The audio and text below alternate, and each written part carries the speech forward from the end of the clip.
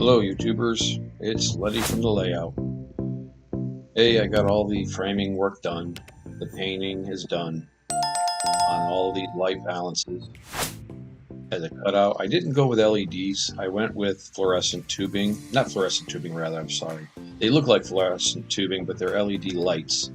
And they were a little easier to put in. They generate plenty of light. They look beautiful, as you'll see in a moment going forward here. I went and sheathed a whole bunch of wires, ran all the wiring, got everything in place, and it looked great.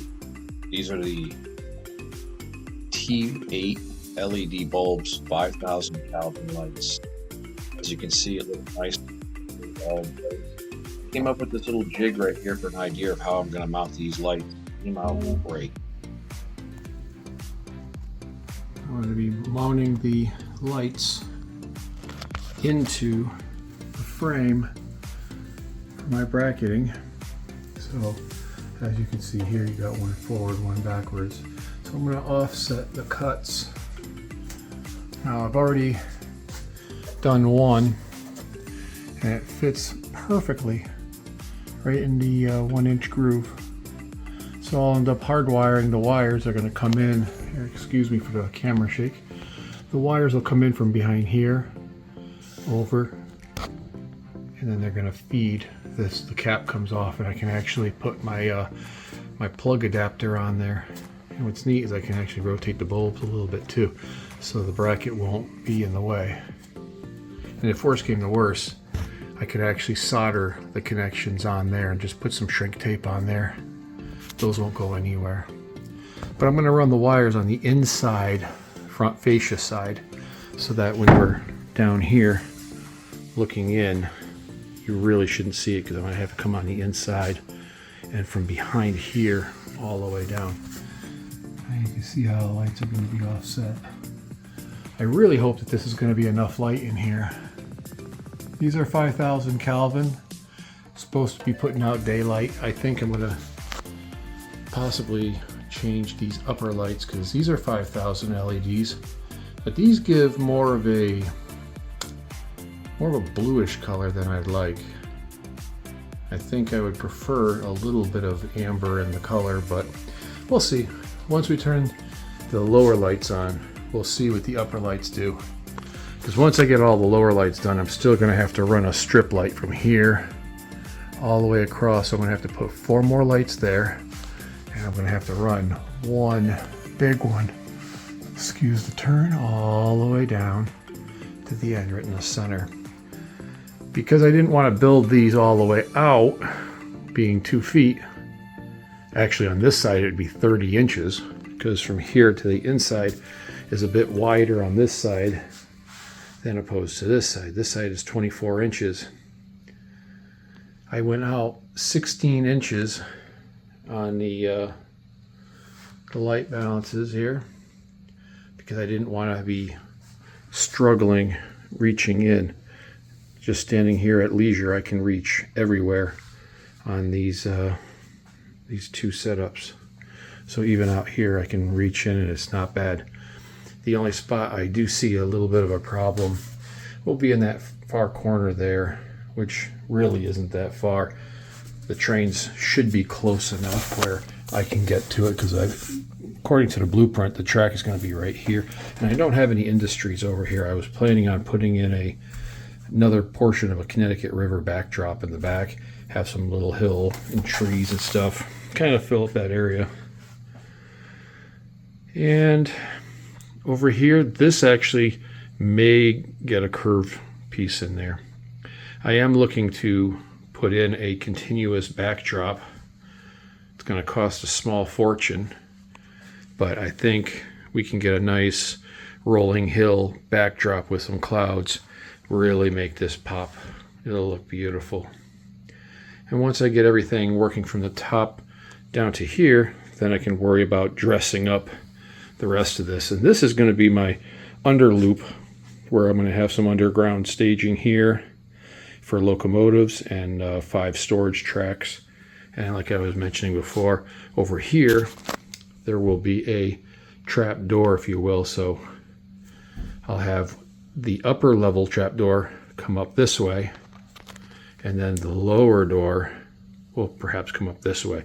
The lower track will just be a piece of wood bolted to a door hinge of some sort, or maybe even one of those longer garage doors, large garage door style rather. But we'll see. We're getting there. So I'll give you guys another quick video of this once this site is installed, and this is the story here for my lighting. So I bought these off of Amazon. A 16-pack of bulbs, which actually worked out perfectly with these little E5 connectors. Those are a godsend. This made the wiring so much easier and easy to put together. It was unbelievable. Hardest part was waiting. I was going to go with these ones here, but they didn't quite fit the fashion. Plus, they looked ugly as sin. So here's the little lights are on. Oops, got one picture out of place. But everything's all lit up nice. All the lights are off in the basement. I'm starting to put up the 4-inch shields in the front. So here's the pictures I took from my last video that I took in the backyard, looking at all of the skylines. And this is just kind of an idea of what I'd like to see happen within the back. Obviously without the seams, but having a nice continuous look as a lot of other train sets have. It's a little expensive. This is going to look really nice. I got to tuck some wires away, and then everything should be all set.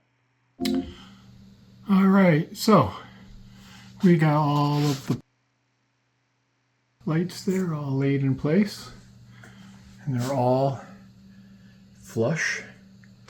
And when you're down here, once I put on my skirt here, you'll probably not really even notice the lights up there. Nice, hidden, and behind the scenes. In this little spot here, I managed to get a little bit of light over here so it can at least put some light down in that corner. I'm not too worried about it because the light will be going right across this one here. This is the next direction right now. Well, here we go. I got a good portion of the main switching area done here with the lights and this top skirt board. Everything's all wired up nice. I'm using the not 6,000, I'm using 5,000 Kelvin daylight bulbs. It looks like it's got a little bit of a hue, a purple or a bluish hue, but I think that's just because of the pink insulation. Once I change that color to a earth tone brown or something, it should dye that down, and then we'll see the real colors. It's gonna look nice. It's gonna look really nice. I got the nice contours in each of the corners. So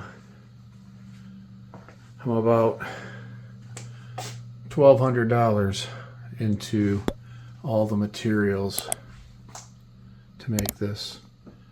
So if you guys are wondering, not exactly cheap, but then again, today with all the tariffs, everything is so expensive. So, and here's our little pass through. Pretty soon I'll be working on the lift gate area so I can get the trains to come back around. Then one will go down here heading up towards Vermont. The continuous loop will go right back around for the passenger line for Hartford, and then it'll also turn in for the Hartford yard on that side as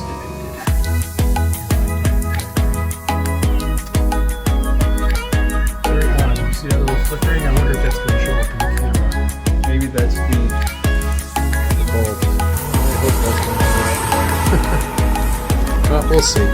That's all for now.